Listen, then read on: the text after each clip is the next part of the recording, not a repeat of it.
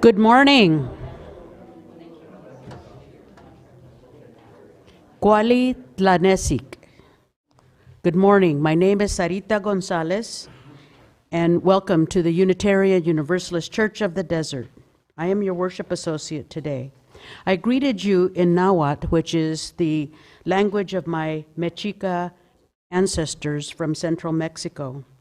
Also, this top I'm wearing is called a huipil, and I wear it not as a travel log costume, but to honor my ancestors and what they teach me about the world and my community. This morning, I'm very honored to introduce a guest minister who's also a dear friend. The Reverend Dr. Mignonne Pollard has been my friend for nearly 30 years, and neither one of us had any gray hair at that point. I first met her as a young doctoral student at Harvard. Since then, Reverend Mignonne graduated from Emerson Theological Institute and is a staff minister at the Center for Spiritual Awareness in West Sacramento, where her work centers on building an anti-racist world.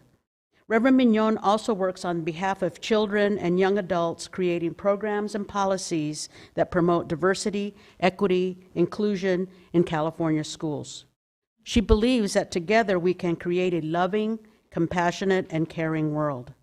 She holds a doctorate in education from the Harvard Graduate School of Education, a master's in urban affairs and policy analysis from the New School of Social Research in New York, and she holds her bachelor's of arts in Spanish and Latin American studies from Flagler College, which is in her hometown of St. Augustine, Florida. As we begin, we acknowledge that we are on the historic homelands of the various bands of Cahuilla people. We honor the unique relationship that we hope emerges between our community and the indigenous people and their traditional territories. Let this acknowledgement serve as a reminder to recognize, honor, reconcile, and partner with the Cahuilla people whose land and water we benefit from today. In this congregation, we welcome people of all sexual orientations, gender identities, of all ages and sizes, people of all economic statuses and professions, of all physical and mental abilities, people of all races, ancestries, and culture. We welcome whoever you are to this place, whoever you love, whatever your immigration status or your level of civic engagement. We welcome all those who will learn and grow with us as we commit ourselves to embrace the rich and beautiful diversity of the world and to build a community centered on justice, compassion, and love. You are welcome here, and we're glad you're with us this morning. It is important to us here in this community to create a safe and healthy environment for everyone who gathers in worship, including those who are immunocompromised or have other risk factors. Our COVID protocols about vaccination and mask use are in place, and we wish to protect everyone. Just a reminder, masks are required to be in the sanctuary, and if you arrive without one, we are happy to provide you with one. Please choose to act for the health and safety of our community. Our service is always streamed on our website if you wish to observe from home. But you're here already, so don't leave.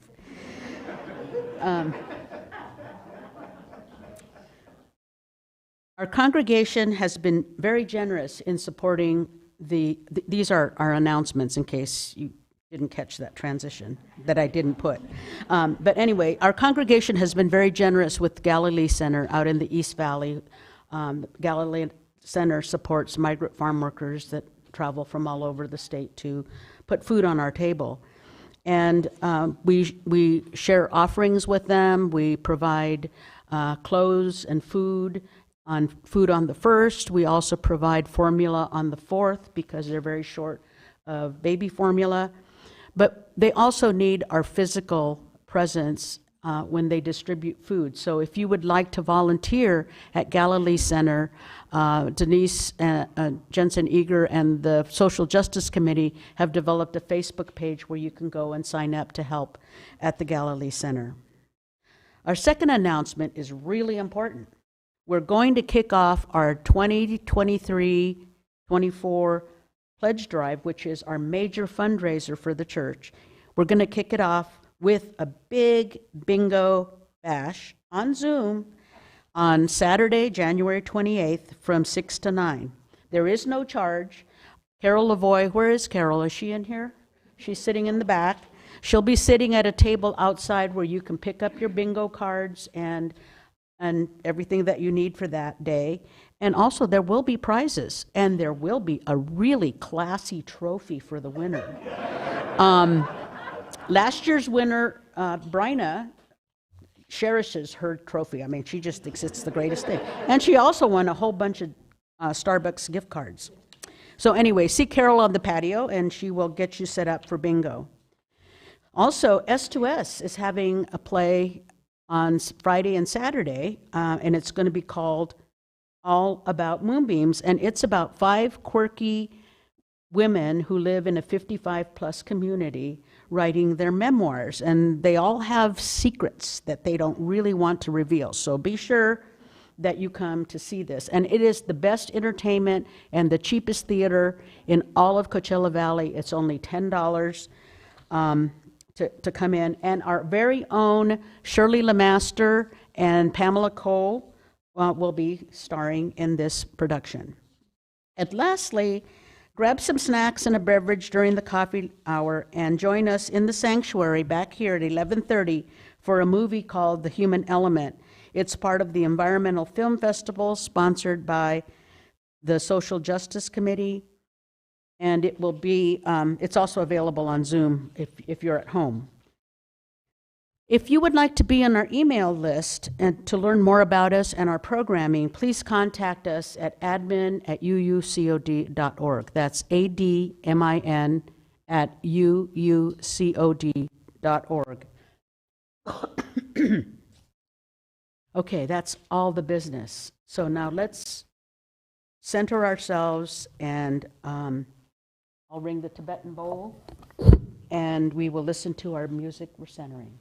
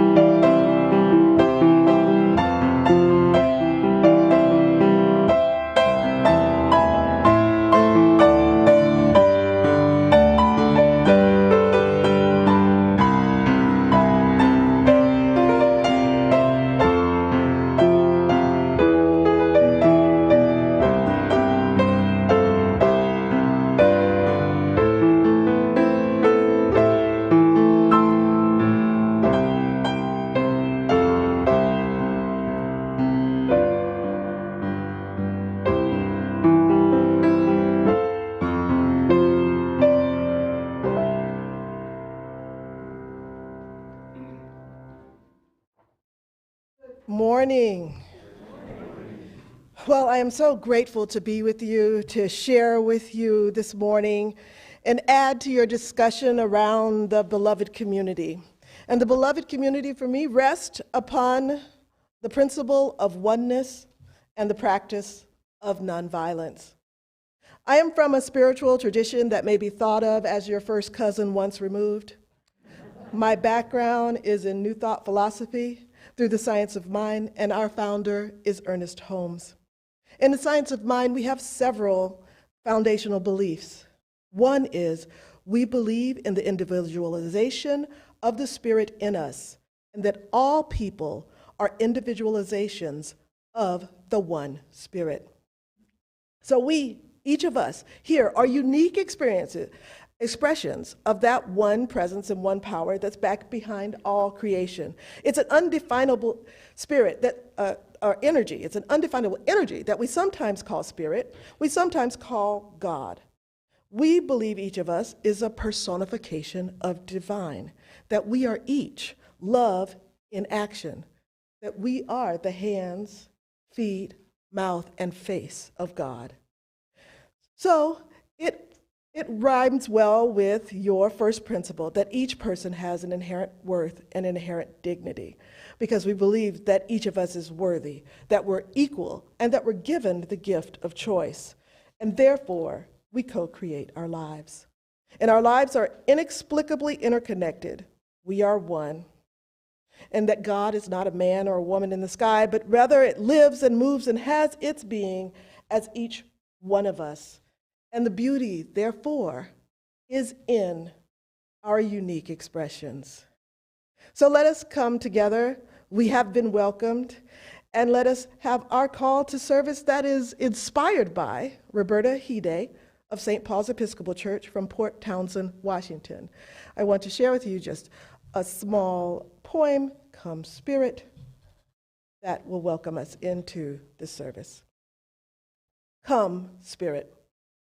We, your people, stand ready and open to receive. Give us the ability to speak your truth so that others may hear. Come, Spirit of truth, and fill our hearts. May that which was of stone be now transformed into life. Come, Spirit of life, change our hearts. May we who receive your light dwell together in your love. Bestow your compassion on those who suffer in mind, spirit, and body. Come, Spirit of hope, heal our hearts. Make us bold to bring light to dark places, warmth to cold places, and love to empty spaces. Come, Spirit of faith, and strengthen our hearts. Spirit of the living God, fill our hearts, our minds, and our souls to overflowing. Come, Spirit, come, and move in our hearts. So as we celebrate the mystery of never-ending and eternal loving kindness and eternal givingness of life to all, we believe in our own soul, our own spirit, our own destiny, for we understand that all of life is the life of the one presence, power, and energy. Each one of us is whole, perfect, and complete. We are beautiful expressions of that one energy behind all. And so now we begin our service with our song.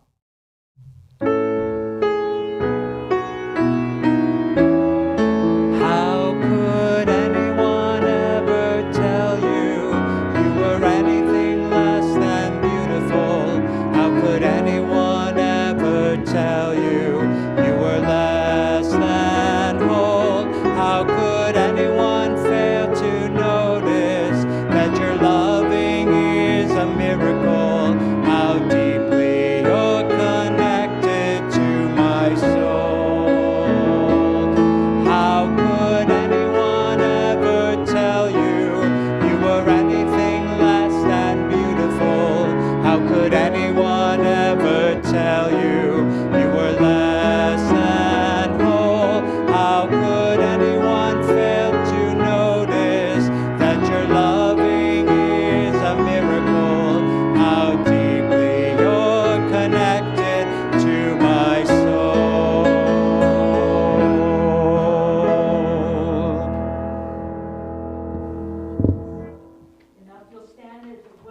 Abel for our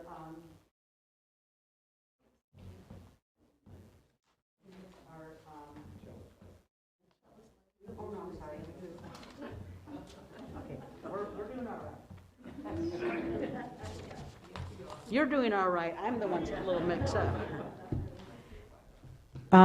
It is our tradition to have as a ritual in our service to read in unison our chalice lighting and our aspiration. And so if you follow with me, may love be the spirit of this church. May the quest for truth be its sacrament and service be its prayer. To dwell together in peace, to seek knowledge and freedom, and to help one another in fellowship. This is our aspiration. And we also light a BIPOC candle in solidarity. And I will read as Reverend Mignonne lights the candles. We light these candles in solidarity with Black, Indigenous, and other people of color as they journey towards spiritual wholeness. May we, beloved community, work to dismantle racism and all forms of oppression. May we live out our principles so that justice, dignity, and equity will prevail. Now, if you will stand as you're willing and able, and we will sing our hymn for meditation, Spirit of Life, Fuente de Amor. And you can see the words on the screen.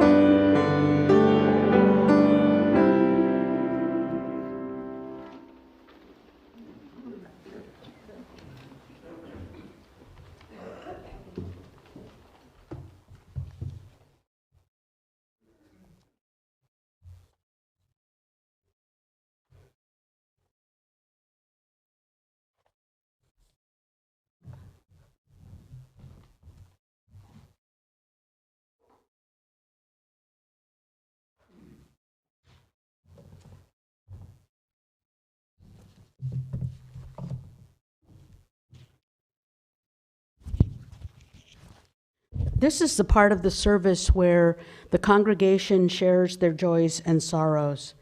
And to begin, Bryna sends greetings. She's been hospitalized with an ulcer, and she sends her thank yous to everyone who's been checking in on her and for the love and support of this congregation.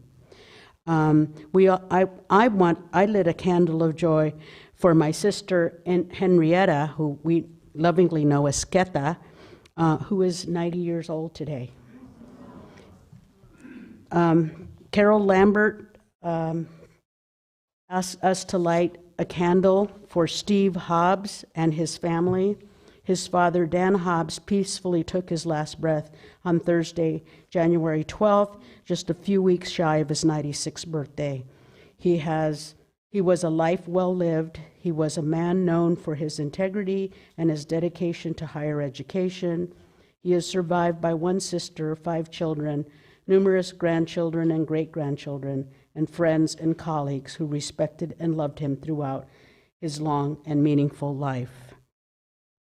And also, positive and healing energy for Jean and Vince, who are having medical tests, and this was presented by our member Cheryl. And we also light a candle of remembrance for my dear friend Carol. This would have been her 75th birthday. Her easy smile, her outrageously contagious laugh, and her unconditional love still live in my heart today. She was so proud to share. She was so fun to share her birthday with. Oh no, she was so proud to share her birthday with Dr. Martin Luther King. I have to read other people's handwriting, so that's why I'm struggling here. So anyway, this was presented by Joni. Also, a candle of caring and healing for our dear friend and care team leader, Bryna. A candle of concern and healing for our friend Joan, who suffered a serious bike accident and is in recovery. That was from Sandy and Margaret. And so we lift all of these joys and sorrows and all those that remain unspoken in your hearts this morning.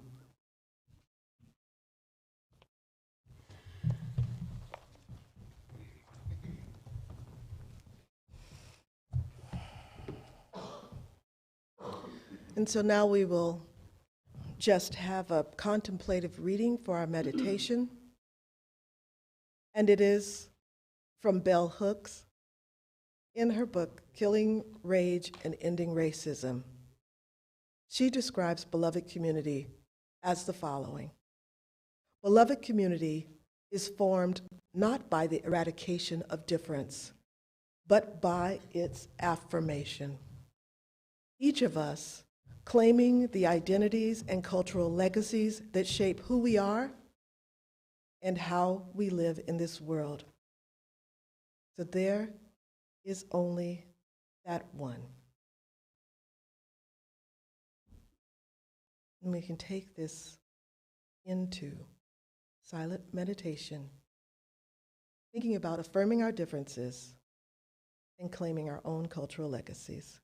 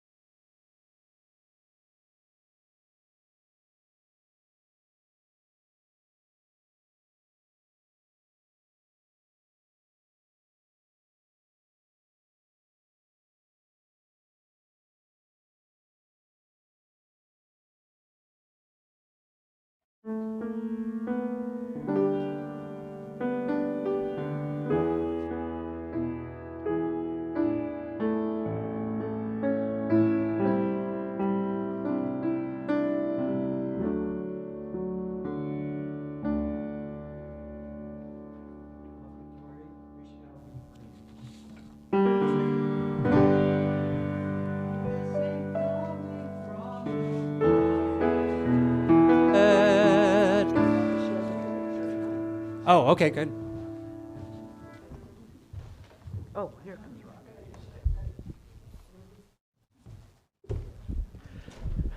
I know the offertory is your favorite part. Let me introduce Share the Plate first.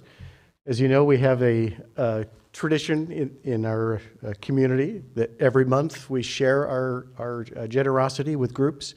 And this month, I get to introduce a pretty important one to me and to a lot of you. This congregation has a great connection to our seventh principle, the interdependency of life. We have many programs here. There's the Environmental Film Festival, coincidentally, going on this afternoon. So we're going to be sharing it with a group that is really helping with public education of environmental issues in the Coachella Valley. Many of you are already aware of and participate in. But UCR, Palm Desert, has an amazing program where there's lots of events, whether those be lectures or film festivals or whatever. But in particular, there's a huge emphasis on involving community scientists. That means every one of you. And the public education programs are absolutely amazing. So I'm going to be introducing Elizabeth in a second, and she's going to tell you a little bit about those programs. But basically what we're trying to do is provide some scholarships for very good, solid, deep training in environmental issues to produce a cadre of community scientists who actually are going out in the field and doing the work for us to understand climate change and for us to understand the environment around us. Elizabeth?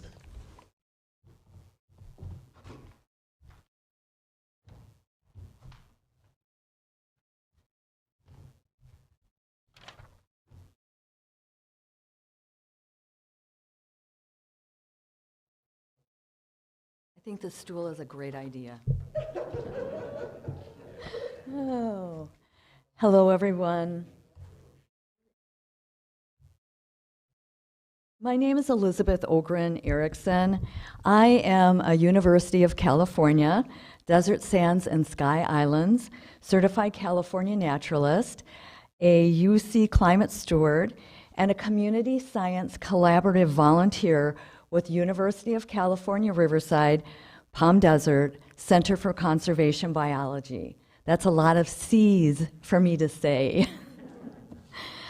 I'm honored to be here to thank you for your support of the conservation and scientific research that takes place almost daily, both on campus and throughout our deserts, from Joshua Tree and the high desert throughout the Coachella Valley and Lower Sonoran Desert to Idlewild and the Sky Islands.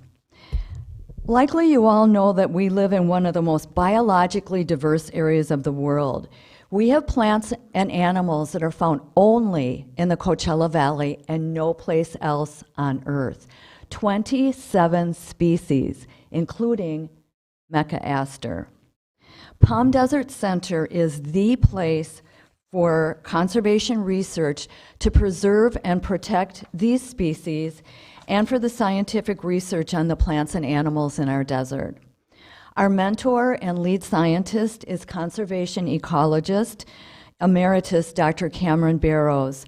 We have a very small yet mighty campus, so we rely greatly on our California naturalists and community scientists who are volunteers to collect scads and scads of scientific data for our conservation ecologists to use in their research on plants and animals, such as Dr. Barrows' research on the California endangered Coachella Valley fringe-toed lizard, which is endemic to, in other words, found only in the Coachella Valley and no place else on Earth, such as Dr. Lynn Wibby-Sweet's research on the California rare plant triple-ribbed milkvetch, which is native to California and endemic to California and a federally endangered species.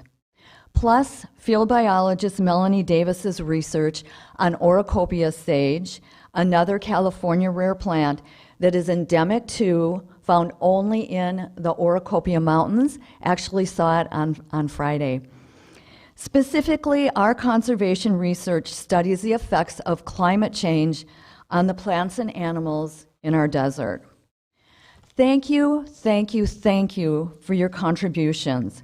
Your contributions will enable scholarships for students to attend the California Naturalist and Climate Stewards courses to increase the diversity of our students, whether it is socioeconomic diversity, age diversity, racial diversity, ethnic diversity, sexual orientation diversity. The goal is equality in education. Your contributions will sustain conservation and scientific research. Our Palm Desert Center research ecologists and field biologists, this is Scott Hecox in this picture, collect data in the field from the Mojave Desert to the Mecca Hills Wilderness, where we were on Friday, and Oricopia Mountains, throughout the Coachella Valley, into Santa Rosa Wilderness, and up to San Jacinto Mountains National Monument. Our Community Science Collaborative team hikes, collects, or conducts surveys and collects data at least twice weekly all year round.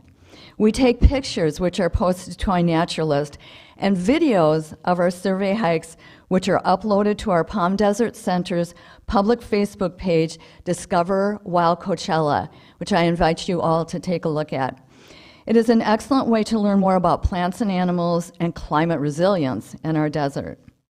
We have a virtual naturalist chat with Dr. Barrows and Colin Barrows every Wednesday to discuss our findings and get answers to our questions. Our Community Science Collaborative administrative team meets monthly to discuss agenda topics and enrichment programs. Our entire Community Science Collaborative team meets once monthly, and each meeting includes enrichment, a speaker who delivers a PowerPoint presentation on topics such as geology, or hummingbirds, or snakes, or endemism. We're always looking for new members, so please enroll in the California Naturalist and or Climate Stewards course and join us. And thank you for your contributions, which support and sustain conservation, science education, scientific research, and climate resilient solutions. We happen to have a California Naturalist course beginning in February. We have scholarships available up to the full tuition of the course. If you're interested in applying, my contact information is here, and please contact me. And again, thank you, and thank you, Rod, for inviting me.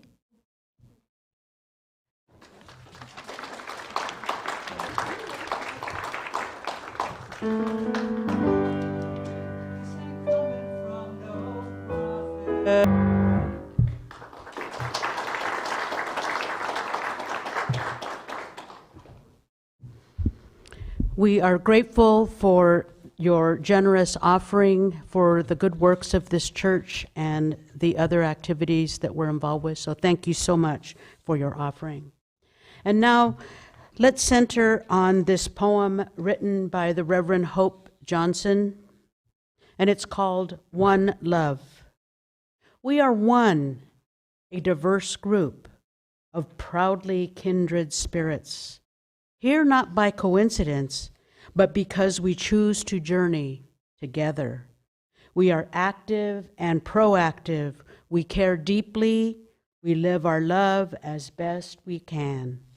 We are one, working, eating, laughing, playing, singing, storytelling, sharing and rejoicing, getting to know each other, taking risks, opening up, questioning, seeking, searching, trying to understand, struggling, making mistakes, paying attention, asking questions, listening, living our answers, learning to love our neighbors, learning to love ourselves, apologizing and forgiving with humility, being forgiven through grace, creating beloved community. Together, we are one.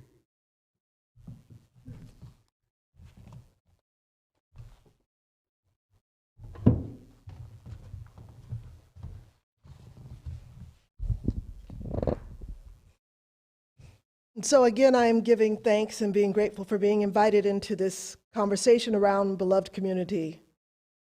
This idea that you all will be taking on as a spiritual community in the next year. I know that you will build and strengthen your beloved community here at the Unitarian Universalist community of the desert, and that you will build bridges and welcome others. That you each will do the work of educating yourselves and learn the nuances of listening and of nonviolent speech. So as you work on yourselves individually, you will become a stronger community. But I want to talk today about how this idea, beloved community, became so popular. Yes, as Reverend Ian said last week, the term was first used by scholar Josiah Royce. He's a Harvard professor who hails from Grass Valley, California. He founded a pacifist organization called the Fellowship of Reconciliation in 1914, and that was an organization that was mounted against World War I. It promoted nonviolence in resistance to war and to the military. Well, resistance to war and the military became foundational in Martin Luther King Jr.'s movement. He, some 50 years later, also joined the Fellowship of Reconciliation. And he took this term of beloved community, he deepened its meaning, making it popular by putting into action nonviolent resistance. King believed that there were three evils, each a form of violence and a threat to the beloved community. The three evils were poverty, racism, and militarism. So I want to examine two main features of what I see as beloved community. And as you all have each taken this into your own thoughts and musings, you were asked to say, what does beloved community mean to you? Well, for me, it's based on those one foundational principle and one practice. And that foundational principle is oneness, and that practice is nonviolence. So, beloved community means that we are one. You may hear people speak of us as brothers and sisters, but my belief is that we are not children of God, but we are indeed God in form. The very expression of what God looks like. We are the very hands and feet of God, each and every one of us. And we say in Science of Mind that we are not all of what God is, God, this energy, this thing that's behind all creation, but God is all of what we are. So when you believe yourself to be a representation of the divine, of divine love, you walk in this world a little differently. You seek to be love and to spread love. So as you build your beloved community, know that the foundation of that is that all of us, no matter what race, no matter what economic status, no matter what gender, we recognize the beauty of all unique expressions, that we are all expressions of the one, and as the first Unitarian principle says, we are all worthy, and we all should walk in dignity. That is the very foundation upon which beloved community is born. And so this practice of nonviolence is what King put into action in the 1960s and still is in action today. Martin Luther King Jr. said in his autobiography, he said, "The aftermath of nonviolence is the creation of the beloved community, so that when the battle is over, a new relationship comes into being between the oppressed and the oppressor. The way of nonviolence, which does not seek to humiliate or shame or destroy the other. The way of nonviolence leads to redemption and to creation of the beloved community." And so as we acknowledge that we are one, we also acknowledge that we are each equal, we deserve freedom, we can live with justice and in justice, and we can foster love amongst one another. and create the beloved community. So I was thinking about this topic, and I've been thinking about it for a couple of months now. And just recently, I came upon a post on Facebook, that fountain of all knowledge. But it was put up, a post was put up by the Museum of Southern Jewish Experience, the Museum of the Southern Jewish Experience. It was simply 3 photos, 3 people, all born in 1929. I don't know, did any of you see this one? Okay, become my friend. The 3 photos, all born in 1929. It was Anne Frank. She was born June 12th, 1929. Martin Luther King Jr. He was born January 15th, 1929. And of course, Barbara Walters, who was born September 25th, 1929. This picture is to remind us that our history isn't so far removed in time and in space, that we're from where we sit right now. And so one of these practices, this practice of nonviolence, the way my home church community is experiencing is we're actually seeking racial healing. And this practice of racial healing circles, and I'm sure you may have some, is that we sit together and we tell the truth. We listen to each other's stories without judgment. We separate into groups that are Black, and groups all Black, they speak together. Groups that are white, they speak together. And then people who are of mixed race, they also speak together. And then we come back together into a larger circle and we talk about what we've experienced.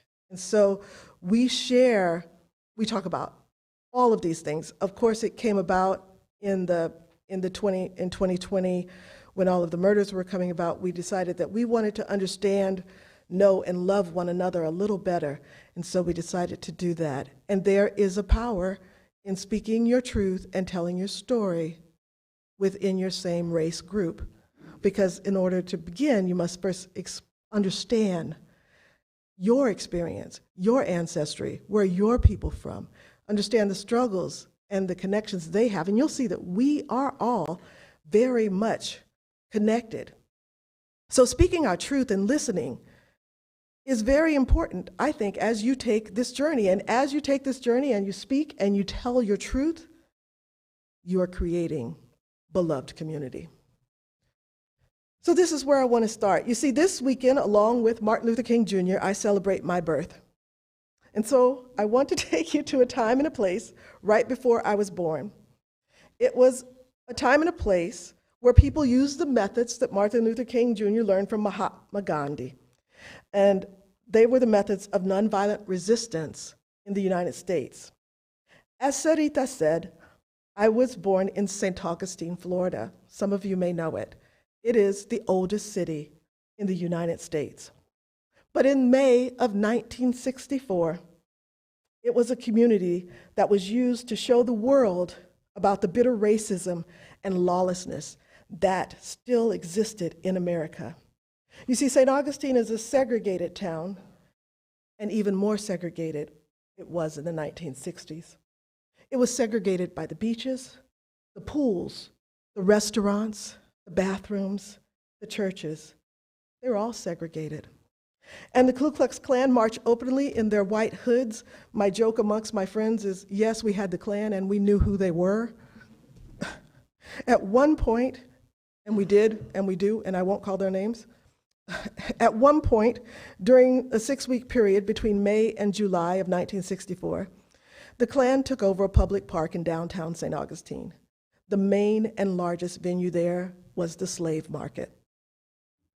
The Klan made this monument a symbol as they used this location as a stronghold to rally, to intimidate, and to provoke. So if you think of St. Augustine in the 1960s, you may think of the most famous photo I think of my hometown is a man pouring acid into a pool because Black people and white people were swimming in it together. Another famous photo is of the policemen with dogs and bats hitting young people over the head, Black and white, as they tried to swim in what was called a segregated beach, as if you could segregate the ocean. And then there was Martin Luther King himself, who came to St. Augustine. He came with Andrew Young, Jackie Robinson came before them. But that's where the story of my life begins. That's where it starts. But I wasn't born yet. I was in my mother's womb during those months of the long, hot summer when America was in a fight for racial justice and equality. And my mother was, I propose, dreaming of a better world for a future, a world without violence, where a young black girl could be viewed as equal to any young white girl, where a young black girl could sit at a Woolworth's counter and be served a meal without fear. You see, it was the horror of the violence in St. Augustine that many people credit with the passing of the Civil Rights Act of 1964. And that bill was passed in July of 1964. The story of St. Augustine is overshadowed by Selma, overshadowed by Birmingham, but its role is important. It was documented in films like Dare Not Walk Alone, and Andrew Young made a film called Crossing St. Augustine, and it has been put on YouTube so anyone can see it. But they stated in that documentary that they were afraid of St. Augustine because the people had not been taught the ways of nonviolence. You see, there was a fear that our community would topple the whole movement and that the bill would not get signed because people came to marches with guns and chains and all manner of things to defend themselves against the Klan. After the weapons were secured and people taught the community of St. Augustine the ways of nonviolent resistance, then the people slowly laid their weapons down. They knew that the Klan had weapons and that they knew that violence cannot go against violence, because even in the science of mind, we believe that that energy that you put out, that energy comes back to you tenfold. So if you're putting out that energy of violence, if you're putting out that energy of hate, that energy then returns to you in your life in some way. And so in order, we decided to put out that energy of love, to put out the energy of love, and to walk and to turn the other cheek. Very controversial. But we knew that it was the only way to impact positive social change. And that was where we were from. But in an act of intimidation, the KKK decided to march through the black neighborhood of Lincolnville. It's about 6 or 7 blocks. But the black townspeople, along with their allies, lined the streets, and they sang to the KKK a song with the refrain, "We love you." What are they going to do? So it's important to remember that beloved community is laid over a foundation of nonviolence. And today, what does nonviolence look like? Well, I say it has something to do with maybe nonviolent speech or nonviolent behavior and action. I know that we, the people of America, can live in peace, we can experience freedom and love for one another, but we must hold fast to the truth that we are from one source energy, that we are made from love, and knowing that we are that energy, and that energy comes back to us 100-fold. And it's like Martin Luther King Jr. said, let us choose love because hate is too great a burden. So beloved community is grounded in the practice of love or nonviolence. It's based on the principle of oneness, that we are one and each person has an inherent worth and dignity. So as you of the desert, as you are building bridges with other communities, as you are welcoming them in, know that love, that there is no superiority, there is no inferiority, that each person from each walk of life has a gift to give, and that we can learn from one another. So as you work on your own self-improvement, your lifelong education, I believe in inviting people to do something. Yes, think about these great ideas. Yes, know and honor these ideas. But also, there is work to be done. As long as there is poverty, militarism, and racism in the world, there's work to be done. And you are not alone in your endeavor. There are other churches and other nonprofits that are leaning into this idea of beloved community.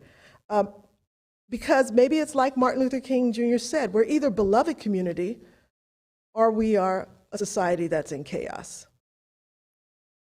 So don't wait until you have the kinks ironed out before you take a risk and you reach out and explore other ideas.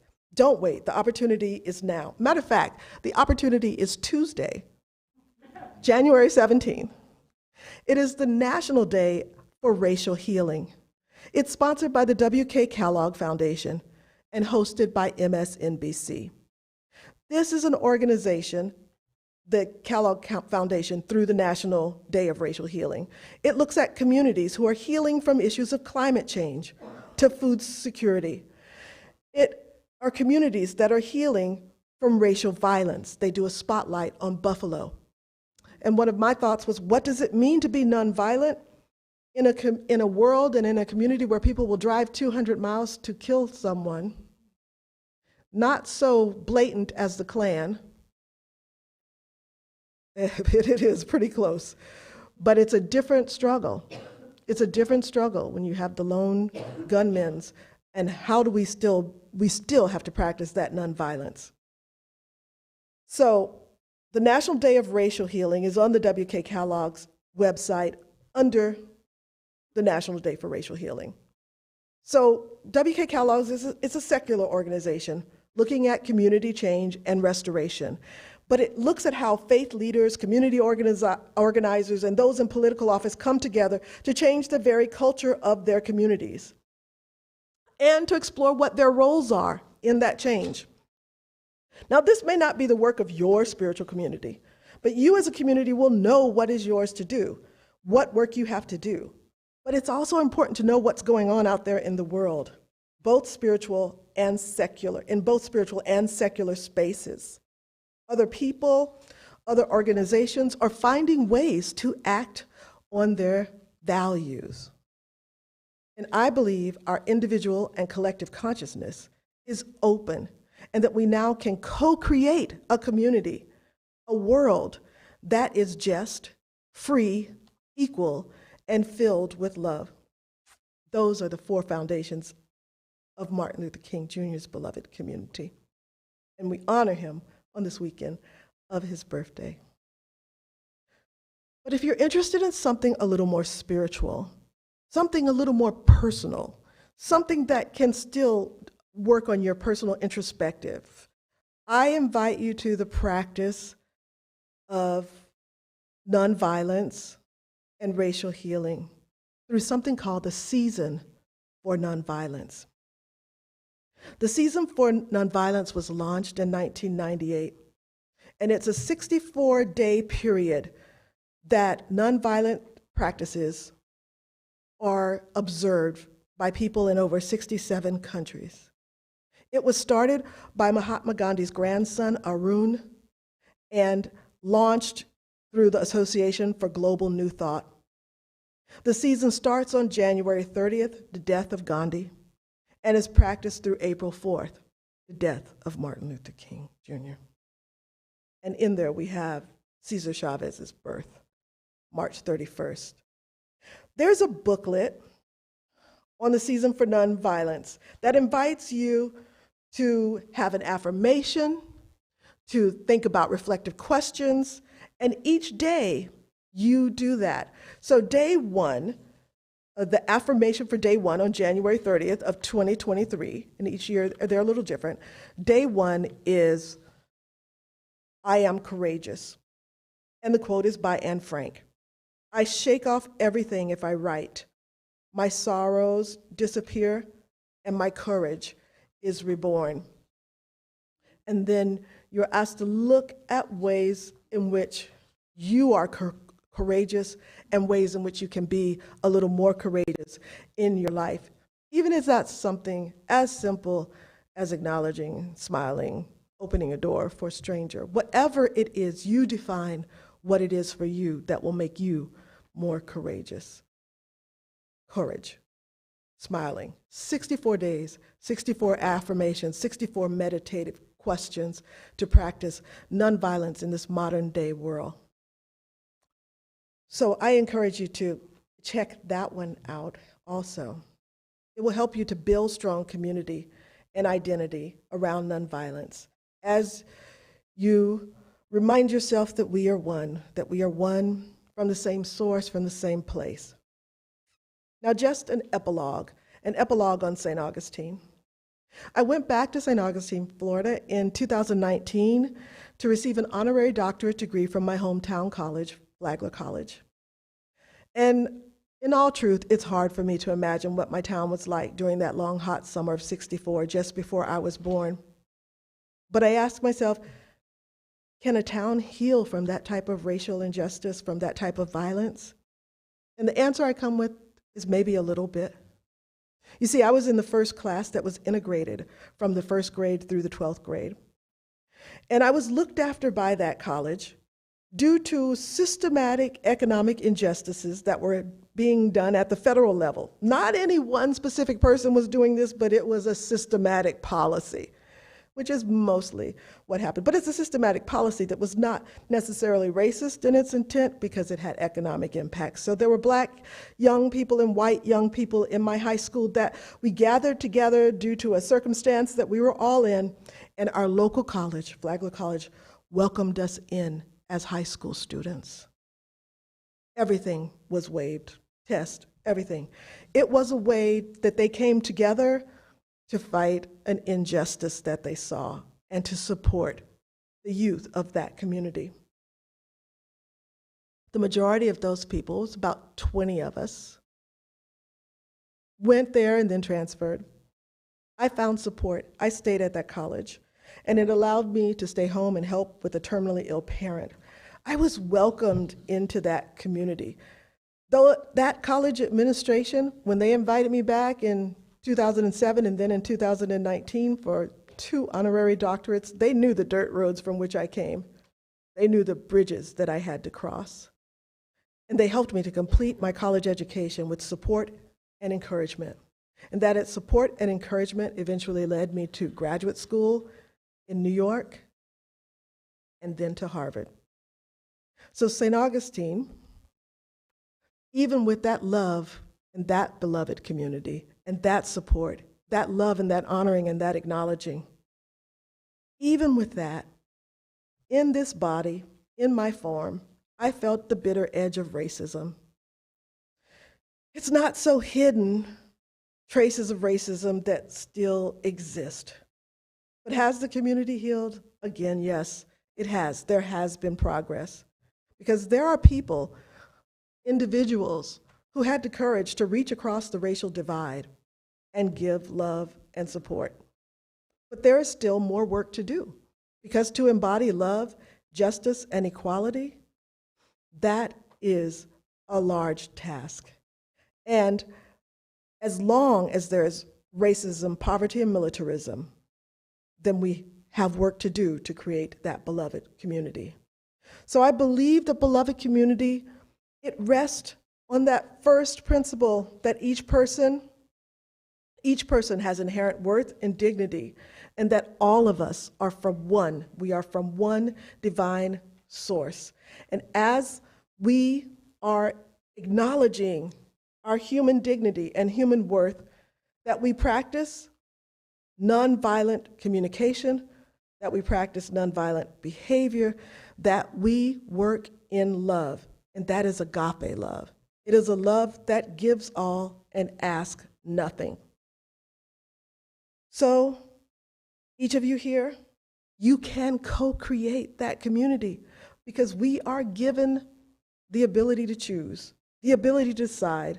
And as we decide to work towards the eradication, as we decide to work towards love, justice, and equality, as we decide to work towards those things, we don't know what the ripple effects will be. We don't know whose life we will impact. We do know that it's transformative work, that your life, more than not, will probably transform, and transform for the better. So, as you go out and do this work, as you build this practice, just know that you are not alone, that our consciousness, that our global consciousness is working towards building a global, beloved community. So it is.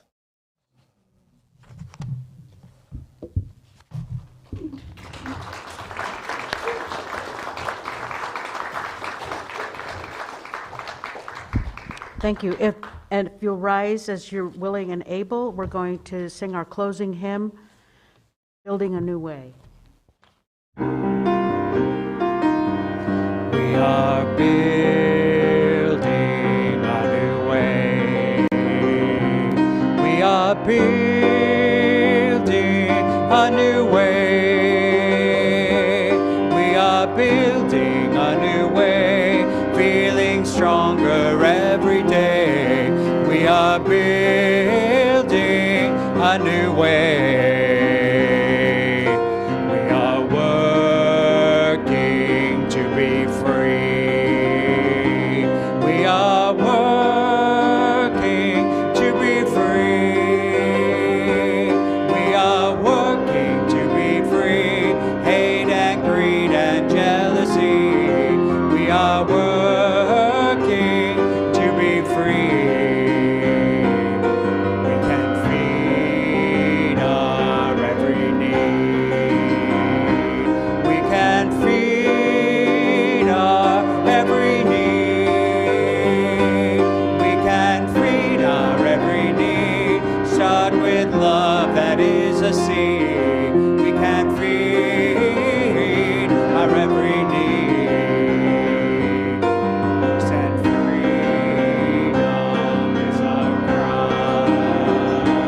Peace and freedom is our cry. Peace and freedom is our cry. Without this, the world will die. Peace and freedom is our cry.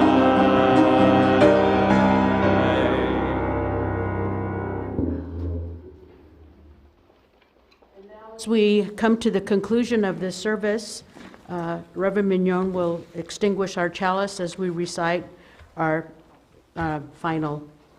We extinguish this flame, but not the light of truth, the warmth of community, or the fire of commitment. These we carry in our hearts until we are together again.